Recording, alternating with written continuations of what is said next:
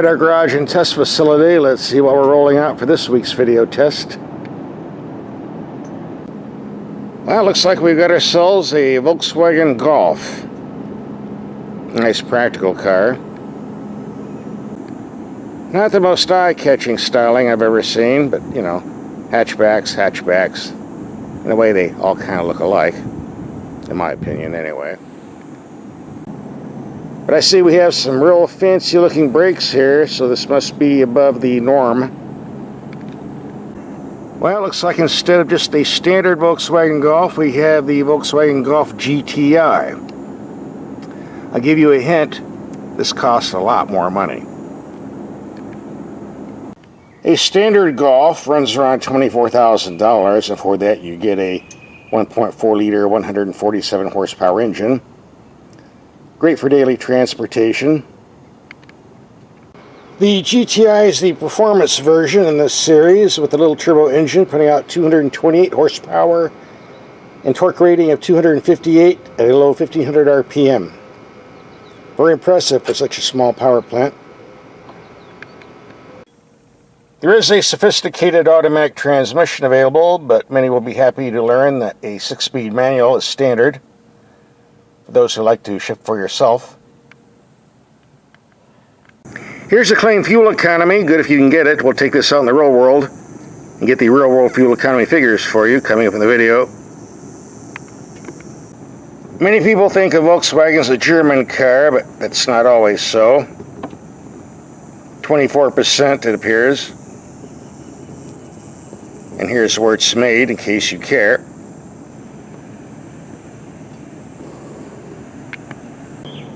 By the way, this vehicle has what I consider, in my opinion, to be a design flaw. In fact, it appears to be on almost all Volkswagens with a key ignition.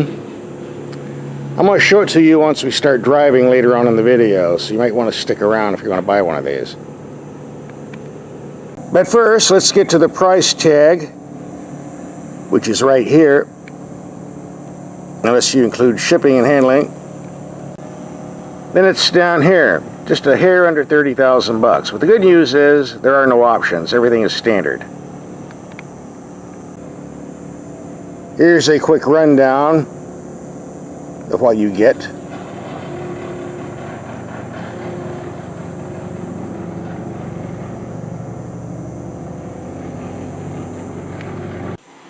Now when I tell you there are no options, that applies to the S model. There is an upgraded SE version that gives you a sunroof, leather seating, a larger touchscreen. The SE runs you $33,000. But wait, there's more. There's an Autobahn version that gives you navigation, power seats, improved suspension, upgraded stereo, blah blah blah. That will sell you back $38,000. Getting expensive here. And I haven't priced the fee for the automatic transmission. I'm guessing around $2,000, so it's very easy to find yourself from a base of $24,000 for the Golf to $40,000 bucks for a fully loaded everything GTI. Yeah, that's a lot of money, I know. By the way, if you're into sporty four-door sedans with a 6-speed manual transmission, we tested this Honda Civic Si a few months ago. We'll have a link for that video coming up after this video's done. Just go to the end, click and watch. Or for those with big fat wallets, how about this 2020 Toyota Supra? We test drove that too. We'll have a link for that video coming up at the end of this video too. So you're getting 3 video tests for the price of 1. Free. The first thing we're going to do is check and make sure we have a spare tire. But first you have to know how to open the hatch door. It's a secret. If you don't know it, you won't open it. So let's move in here. There we go. Yep. Lots of room down under here too if you want to store some extra things. And it's 23 cubic feet with the second row seats up, and 53 if you fold them down. Let's take a look at the cabin. Well, let's see. A very nice, well-designed gauge cluster with a few large, simple gauges. Lots of useful information in between. A giant glove box. Lots of room in there. A very simple climate control system. 3 basic knobs, a few buttons. The way it should be in all cars, but unfortunately it is not. A mode button. Giving you eco, normal, sport, or custom. It lights up on the infotainment screen or on the dash. One for your left eye, one for your right eye, it appears. The most important feature for me, a good old-fashioned manual emergency brake. Not that electronic garbage we're getting on modern cars nowadays. This is the best way to go. Yeah, it takes up a lot of room, I get it. Still the best way to go. The info screen's not that big, but on the deluxe models there's a larger 8-inch screen if you want to spend that 38 grand I talked about earlier. I was disappointed not to find satellite radio, AM, FM for 30 grand. Come on. Really? Here's your 12-volt outlet, and I test a lot of equipment that plugs in here. Everything from electronic mirrors to radar detectors, and one thing I've noticed in Volkswagens is when I plug in a radar detector, like so, it works fine for about 5 or 10 minutes, and it starts shorting out, going bonkers, and sometimes they just short out completely and die. I don't know what's going on here. I don't know if it's the European voltage, the Mexican voltage from the plant down there, or maybe there's some type of radio waves in these vehicles from cruise control or whatever. But in any case, I plugged this one in. It lasted about 10 minutes. And on that note, I did plug it into a Ford right after that. Now the unit works fine. So if you own a Volkswagen and you've had any experience plugging in electronics in these outlets with weird results, leave a comment in the comment section. I'd like to hear from you. It's not a reason to not buy the car, though. Now, earlier I told you in the video there was what I consider a design flaw in most Volkswagens. And here it is, the design of the ignition switch. Unlike other vehicles where the slot is horizontal, Volkswagen makes them vertical up and down, which wouldn't be a problem except this. With the horizontal slot, as we find in other cars, you only have to turn the fob once. But with this setup, you can't turn it all the way, so you have to turn the key fob twice. Once, twice. Unless you're very, very flexible, I guess you could. But from this position, it's rather annoying. Why not just make it horizontal so you can do it in one twist? Am I the only person that notices this? I don't know. You can leave a comment in the comment section about that too. I think this should be changed. Again, it's not a reason to not buy the car, just annoying. When I demonstrate this key fob and key slot situation to owners of the Volkswagen Golf, the first thing they say is, "Well, you're right, I never noticed that before." Then they get mad because now they notice it every time they get in the car and turn the ignition. What I don't understand is why Volkswagen doesn't notice this and do something about it. Again, not a deal killer. No reason not to buy the car, just kind of an annoyance that shouldn't be there. Alright, enough show and tell and complaining. We're going to take this out and do some driving. And the first thing to do is take these headlights out and see how they perform in the dark. And we'll do that right now. It's dark enough. Let's take these headlights out and see what they do. These are big uns. Here we have the low beams on the building 100 feet away. Not much height here. High beams. Seems bright enough. Let's go to a longer distance. Here we have the brights on the building 300 feet away. Not the brightest light I've ever seen, but it does reach out and illuminate. Go to low beam. Does reach out. Again, not the brightest I've ever seen, but adequate. I've seen worse. That fake clock does a good job of illuminating itself as well. The electric power steering on this rig doesn't have much feel or feedback, but it's quick and responsive. And that's what's important. So I don't think we're going to be getting too many complaints. I got used to it in a big hurry. As we do in all our videos, we're going to take some mild speed bumps around 20 miles per hour to see how the suspension performs on impact. Bump number 1. Sounded worse than it is. Number 2.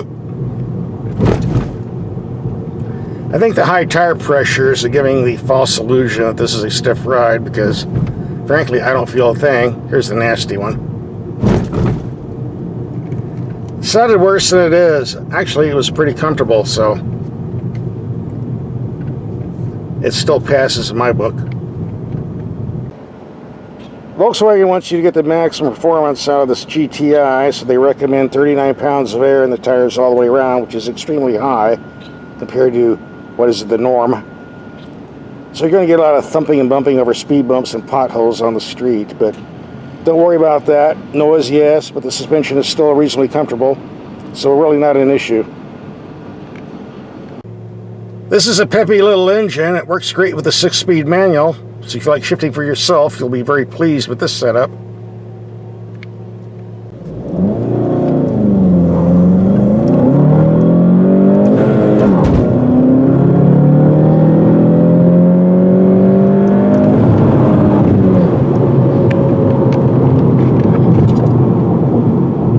Feels great. These are very, very strong brakes too.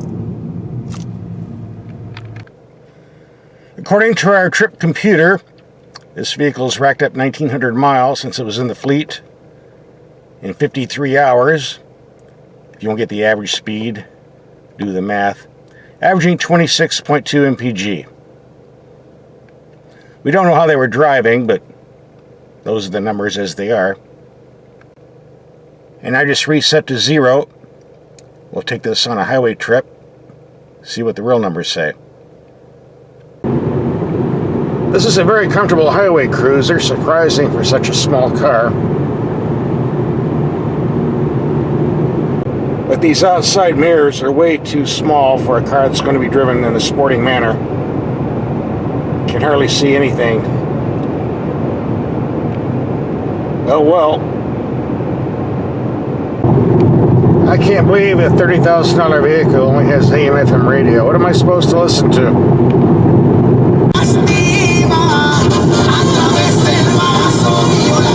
Yep, that's all I can listen to.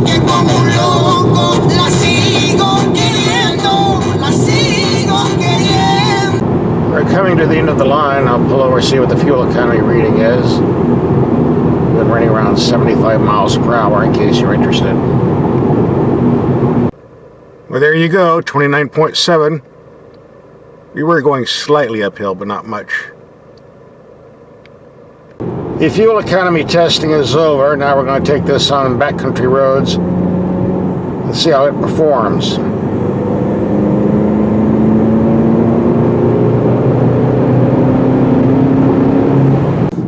For those of you who like manual transmissions, these are the type of roads you should be driving on. Great fun.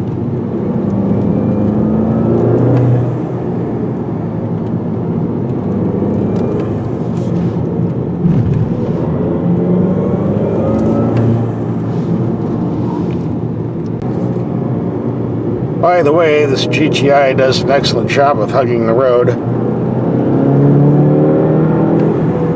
And this turbo provides lots of power while you're doing so. But then that's what it was designed for, right? This baby moves.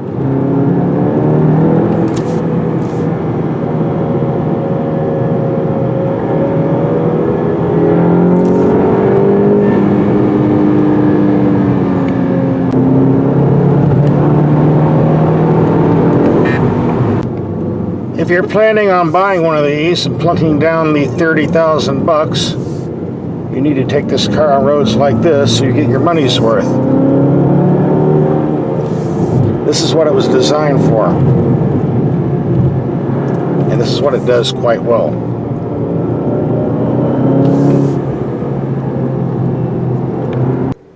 Well, this is another good reason for having a vehicle with good headlights and strong brakes so you don't run through a gate doing 100 miles per hour. Not that I was going that fast, of course. I guess the road's on fire again. Guess we'll have to go back. Going to ruin my fun.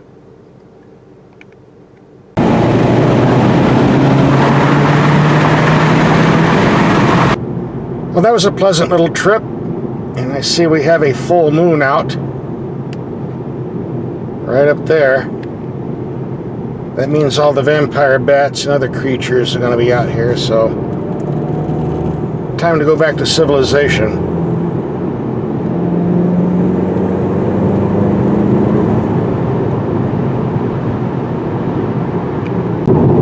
Let's take a return fuel economy trip. Going slightly downhill. I think we might do a little bit better this time. Well, we got 27.9 mpg going to and 34.1 coming back. Add up, divide by 2. It's pretty close to the 32 mpg claimed by the EPA. Very impressive. So what's my take on this Volkswagen? Well, it's a very nice car. And price-wise, what you see here, around 30 grand, seems reasonable enough. But loading it up with all the other items and reaching up to 38 grand, I don't know about that. I'll just leave that up to you. But either way, if you're looking for a nice sporty four-door, this certainly delivers. Here's some links to other performance cars we've driven lately. Just click and watch.